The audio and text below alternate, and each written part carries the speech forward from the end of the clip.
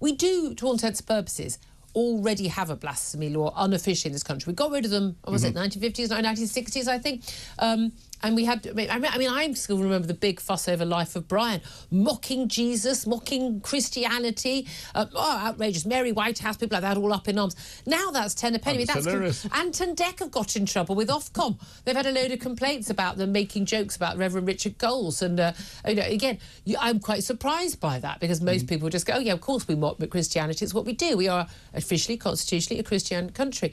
But a Muslim MP for Birmingham, a Labour MP, stood up yesterday at PMQs and said, look, should we not bring in, a law banning the desecration of religious texts, whether it's Christian, Judeo or Islam, but also, effectively mocking of the prophets. That's a blasphemy law. It Do is. we want that? No, we don't. We want freedom of speech. Now, if someone is attacking, abusing an individual by you ripping up something that's precious to them in front of them, deliberately threatening way to cause them harm, there's laws now that can be used to deal with people. Now, you don't need a blasphemy law. But the trouble is with Keir Starmer not coming out very clearly against a blasphemy law, what he's done is he's created an air of indecision. And that indecision is then exploited by different radical elements that are there, whether they be nation-state elements, whether they be extreme religious elements, who misinterpret different religions in a way to suit their causes. Yeah. And that exploitation of the indecision creates more issues than it solves. Yeah. So we need a Prime Minister who's very clear and comes out, it's really, really simple. And here's line. the thing, genuinely, everyone's going to be voting on this sister dying bill tomorrow in the House of Parliament. Yeah. It's consuming the mainstream media, their discussions this week. It's been brought by MP for Batley, Kim Leadbeater, and she is the MP for the Batley Grammar School teacher. Yeah. Who has been in hiding for, 4 years now? Yes. After being threatened with death simply for having a religious studies class where he showed an image that was on the Charlie Hebdo, the cartoon of the Prophet Muhammad, to have a discussion about, blasphemy and religion. A perfectly reasonable thing to do in a free, liberal country in the Western world. And he faced death threats. He and his 4 children and his wife have had to go into hiding 4 years on. Kim Leadbeater has never once made a statement about that, never condemned it, doesn't address it, wants nothing to do with it. I mean, you know what? Maybe you should be worrying about people like him, who've got hopefully many years to live, but faces a death squad if he comes out of hiding, than the assisted dying. Look, I'm in favour of this dying bill, but can we prioritise what's really important? It does seem to me, we have brought blasphemy laws back in by the back door, but only for one religion. And that is terrible. And again, when the MP began with his conversation saying, we are, as you will know, we are in Islamophobia Awareness Month. Now, Islamophobia is not the same as anti-Muslim hatred. Exactly. If you are abusing somebody, an individual, because of their religion, you are a horrible human being. You are breaking the law. You are a criminal, and quite rightly should be brought in front of the courts for that. But criticising, mocking, laughing, being hostile towards a religious view, a religious organisation, religious teachings, prophets, the religious text. No, that's allowed in this country and, frankly, should be welcomed in this country. And the Life of Brian was absolutely hilarious, and most people found it such. And there was no offence in there. And this is where those that threatened the Batley school teacher should be identified, prosecuted, and if appropriate, deported immediately. And if more come in and threaten, that should happen. It's ridiculous that we have this indecision that comes out of different politicians and the Prime Minister, because it is exploited. And they need to be clear one way or the other and make it very, very clear that this sort of behaviour is unacceptable in our society. Absolutely. But we don't need a blasphemy law. Indeed. Well, no, what we need is to actually make it very, very clear. I mean, again, why have there never been any arrests for the people who are outside the cinema when we had, what was it, I can't remember the name of the film, but the Prophet's Wives film. Why have no charges have been brought? The threats against the boy who, for a bet, brought in a copy of the Quran to school, and then people making death threats, and the local police chief just brought the mother, in her shroud. Obviously, she had to wear her head covering to sort of basically beg beg for her family's life at a local meeting with the supposedly Muslim community leaders. Why did they not arrest people who were making death threats against that child and his family? Too many of our not a politicians, single person. Yeah, too many of our politicians are looking over their shoulder going, oh, I don't want to upset all these other people, so I'm not going to say anything, not realising that actually what they're causing is more harm, more difficulty, and they need to be clear. Absolutely. Look, just before we get onto the immigration issue, just some... and again, that's part of the immigration issue. If you import large numbers of people to a country who and again, that's an extremist element of that, but actually polling has shown moderate, people, average, law-abiding, moderate Muslims, a majority do believe that it should be an imprisonable offence to insult Prophet Muhammad. Now, I'm sorry, that is simply not in agreement with our liberal values in this country. And again, my view is always, of anybody of any religion, any background, anyone who comes to this country, if you don't like the laws here, maybe this isn't the country for you. Well, exactly. It's as simple as that. In the same way that I don't like the laws in Saudi Arabia, so it's not the country for me. But we're seeing more countries across Europe turning around and saying, I'm sorry, you have to comply with our cultural laws. Denmark, Sweden,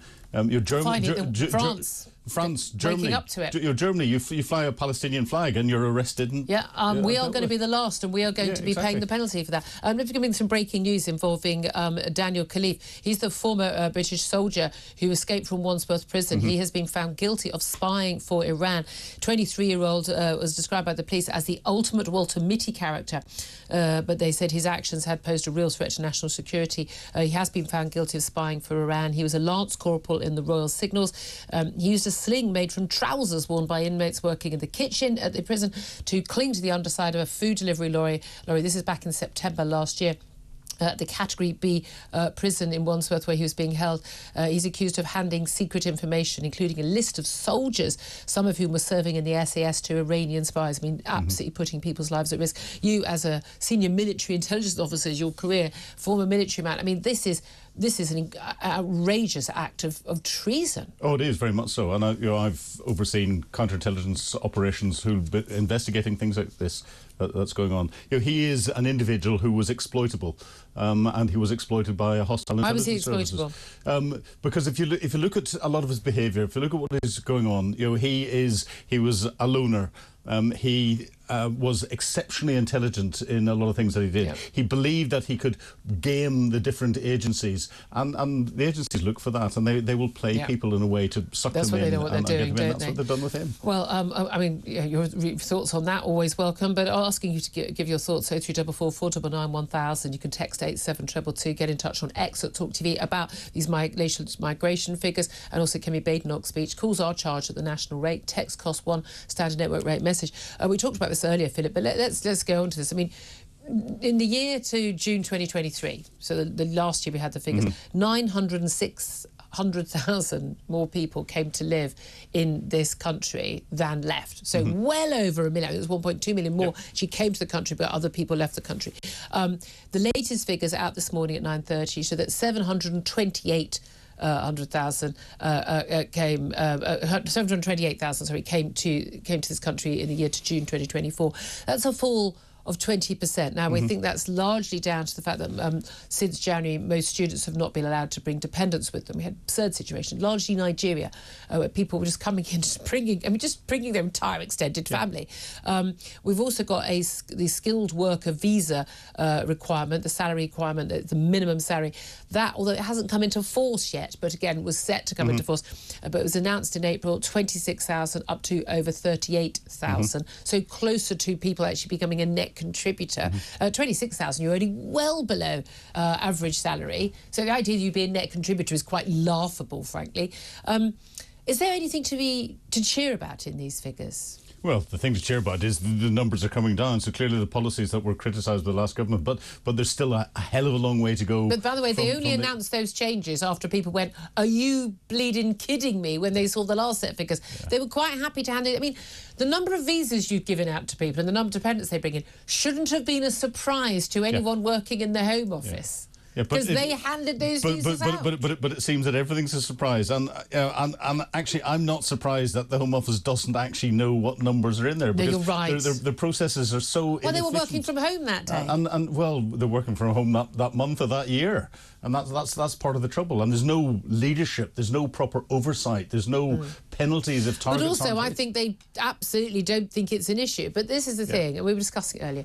The thing about people coming to this country, I've got no issue with people who want to come and make a better life for themselves. I've got no issue with someone who wants to come here and work hard.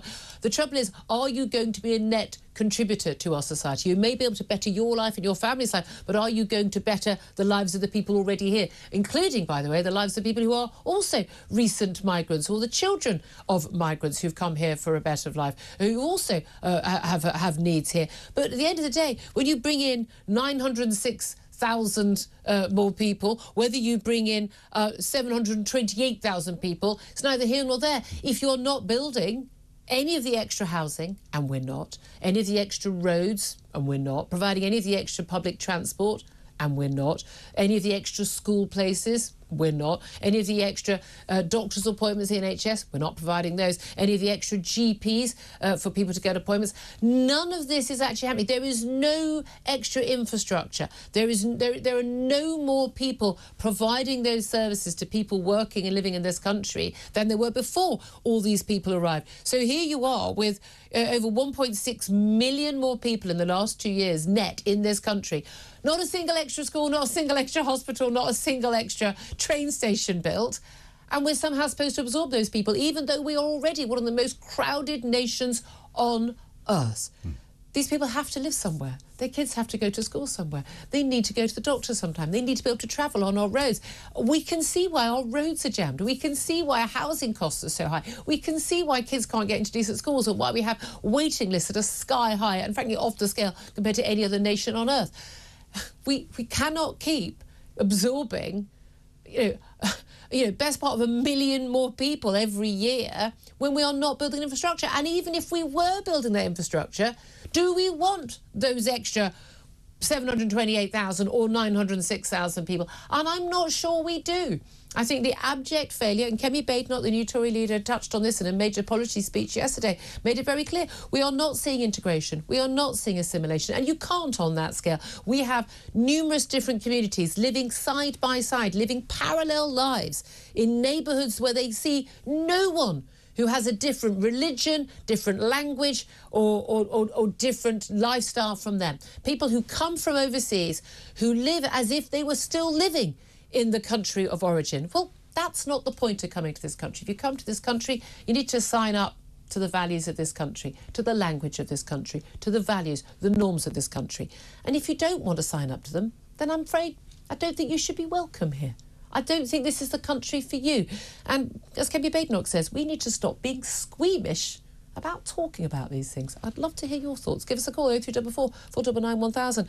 There is a lot of squeamishness, though, isn't there, Philip? There is too much squeamishness, and I've refined my assessment for people coming in as you're talking. I think there should be a net contributor assessment, and people get a provisional visa when it comes through, and they have to then prove that they are a net contributor financially, and that includes all of the dependents that come in. Yep. So and prove that they're a net contributor culturally.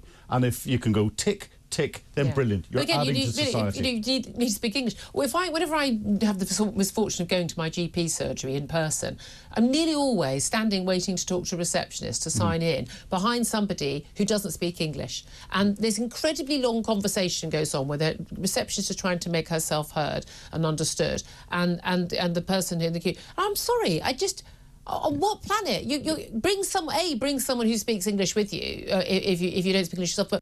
But why are you here using an NHS GP services if you don't speak English? Well, what are you doing here? What is contribution you're making if you don't speak English? What job are you doing realistically where you are a net contributor if you don't even speak the language? Exactly. And I lived in Germany for 13 years, and if you want to do anything in Germany in through any of the Stadt institutions, the town institutions where you're having to apply for anything, all the forms were in German. There was no translation. There was no translation help. If you needed to do anything through the courts, there was no translation help that was provided. If you needed to do anything with the police, there was no translation help that was provided. It was all done in German.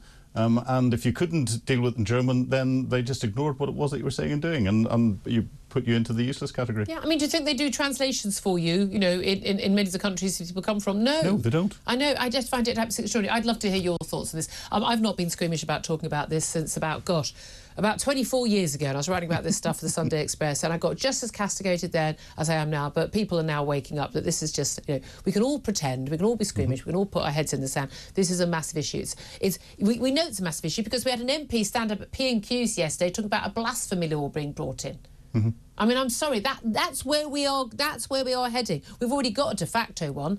That's where we are heading. This is why we do need to talk about this stuff, and everyone needs to stop, politicians particularly, stop being squeamish about it, because everyone knows on the street when they're trying to get their kid into a school, when they're trying to compete for housing, competing for jobs, they know what the reality is. And we know that the middle classes, there Islington dinner parties, they are completely and utterly secluded from this. They have bought into the postcodes where they can buy their houses and their kids into the local state school where they don't have to deal with this issue. And they can pretend it's not happening, but the rest of the country knows it is. But, you know, I've no problems with the MP, because I know the constituency that represents, standing up and making that particular comment, because that will be representing his constituents. Because you live in Birmingham, I live he was in a Birmingham and MP. doing that. What I've got a problem with is the Prime Minister then not turning around and going, no, stop, and just slicing him off at the knees and turning around and saying, that is not the way we do things in this country. Please go back to your constituents and be very clear that is never going to happen. For me, as long as the Batley Grammar School teacher is not able to live freely and be publicly identified without any risk of death, we have a de facto blasphemy law in this country, and that means that we need action taken on that. End of.